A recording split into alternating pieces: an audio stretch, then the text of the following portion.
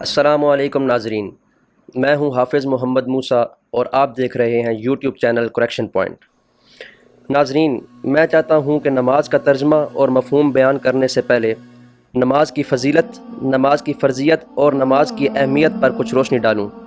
تاکہ جو بد نصیب حضرات نماز نہیں پڑھتے یا ادائیگی میں سستی اور غفلت کرتے ہیں وہ نمازی بن جائیں اور سستی اور غفلت کی اس چادر کو اتار پھینکیں۔ ناظرین، نماز کی اہمیت اور فرضیت کے حوالے سے میں اپنا پہلا پوائنٹ آپ کے سامنے رکھنے چلا ہوں، اور وہ یہ ہے کہ 5 ارکان اسلام میں سے کلمہ توحید کے بعد دوسرا اہم رکن نماز ہے۔ نماز ہر عاقل بالغ شخص پر فرض ہے، اور سب سے عجیب بات تو یہ ہے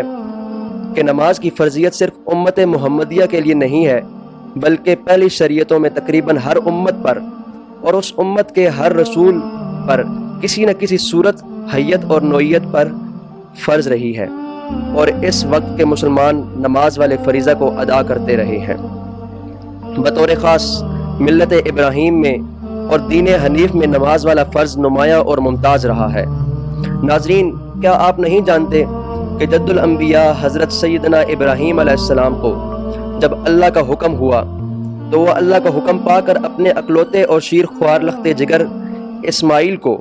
اور اپنی زوجہ محترمہ حضرت ہاجرہ علیہ السلام کو بے آب و گیا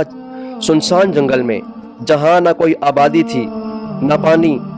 نہ سبزہ، نہ کوئی درخت، نہ مکان،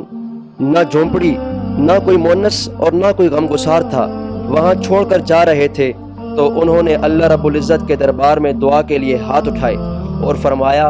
ربنا انی اسکنت من ذریتی بواد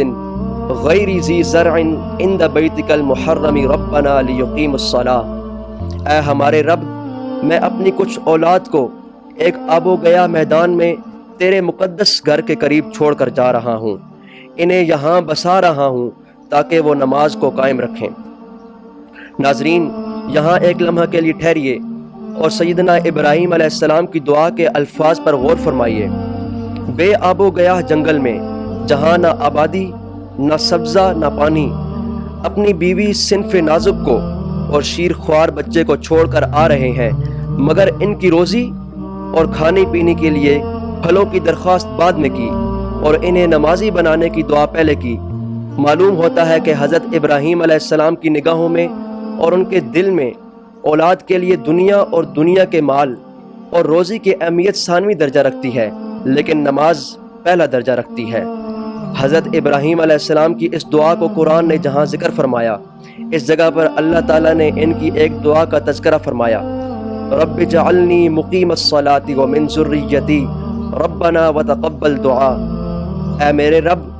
مجھے نماز کو قائم کرنے والا بنا دے اور میری اولاد میں سے بھی ایسے لوگ بنا دے جو نماز کو قائم رکھیں۔ اے میرے رب، اور میری دعا کو قبول فرما۔ ناظرین، اس سے معلوم ہوا کہ حضرت ابراہیم علیہ السلام کی شریعت میں نماز ان پر فرض تھی۔ ناظرین، یہ تھی ہماری ویڈیو، امید کرتا ہوں آپ کو پسند آئی ہوگی، اور نماز کے متعلق مزید لیکچر سننے کے لیے ہمارے یوٹیوب چینل کریکشن پوائنٹ کو سبسکرائب کریں۔ شکریہ۔